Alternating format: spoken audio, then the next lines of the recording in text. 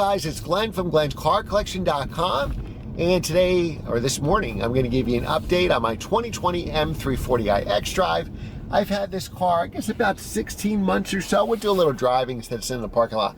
I'm going to flick over the automatic here into manual mode. Car's nice and warm because we've been driving it, and we'll do a little acceleration. Now, when you think about it, this is still one of the fastest cars on the road. BMW claims, I have the all-wheel drive version, so BMW claims 4.1 seconds to 60 for this.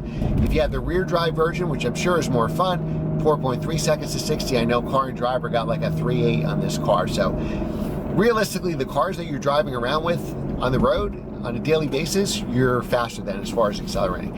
And the car handles really well. My biggest gripe with this car, and one of the few gripes I have about this car, he's letting us go by, is the all-season run-flat tires. I just got tired. For my E90 M3, my Audi S8, all my cars, I always had sticky summer tires and a dedicated set of winters. I live where it snows a lot, so it's good to have a dedicated set of winters. And when I, got all those flat tires with the Audi and sold it and traded it in, I said, you know what? I'm just going to lease a car that has all seasons, and I don't have to deal with changing the tires twice a year. So it takes up less space in my garage. I don't have to worry. I change cars so much. I'm always selling a set of winter tires with wheels or buying a set, and I'm probably, losing money doing that. So why don't I just lease a car where I don't have to do anything but drive? Not even turn the key and drive, just press the starter button and drive. But honestly, for those 2 days a year that I was inconvenienced with the tires, I think I'd rather do that. This car, I'm sure, would perform fantastic with summer tires, and even better than it does right now in the winter with winter tires. So if I had to do it again, I probably would. Since I'm almost halfway through the lease, it doesn't make sense to do that. I got 20 months left, probably less when you see this video, so it wouldn't make sense to do all that now. I'd literally have 1 to 2 seasons with the winter tires. I drive in manual mode or sport mode as much as I can.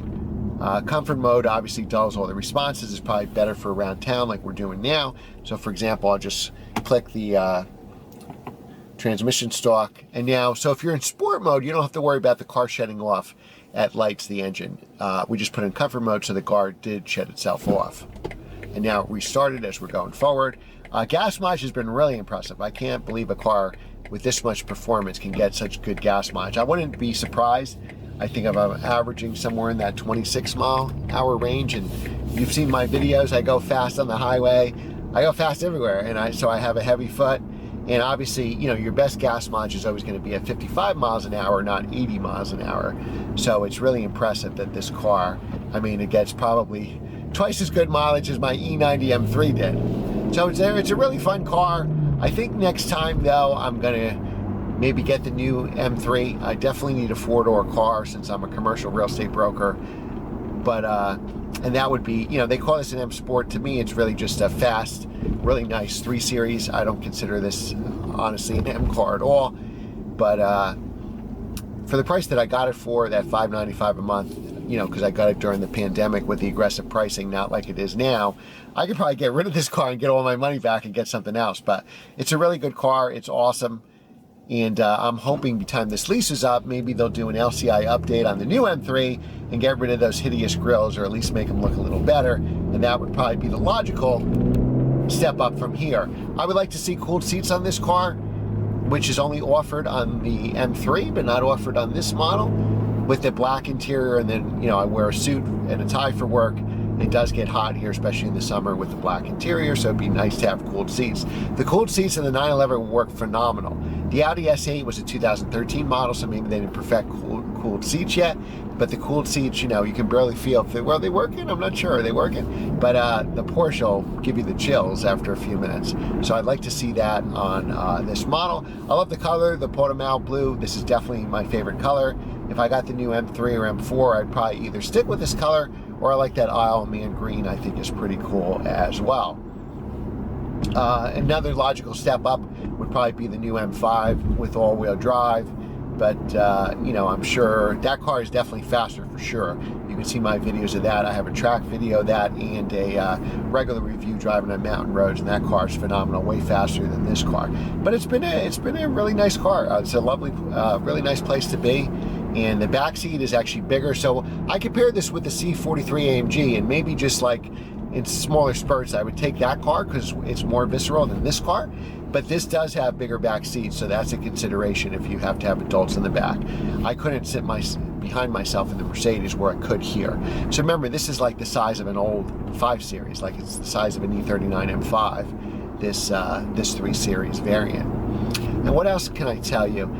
You know, tires, because they're all seasons, are doing well. I don't think they're going to wear out anytime soon. I wouldn't be surprised if I got, you know, 20 to 30,000 miles, probably 30 out of those cars the way I'm going, because I'm not obviously tracking the car with all season run flats.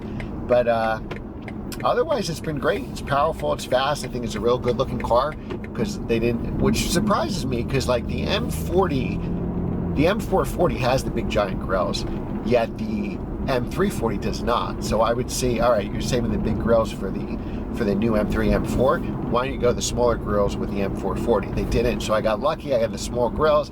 I think this is a real good looking car. Highly recommend it. Now, if you don't want to spend the money, if that's not in your budget, or you don't necessarily need the power, get the 330. You still got a lot of torque with the 4-cylinder turbo.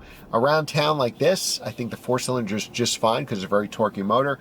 Well, you'll see the difference is, you know, accelerating onto the highway or trying to pass somebody on the highway. That's where you notice the difference on the 330. Otherwise, the 340 should be just fine. All right, so that's the update on this car. Any questions, let me know in the comments below, and I'll try to incorporate that into the next update. All right, guys, thanks for watching. Remember to like, share, and subscribe, and I will see you next time.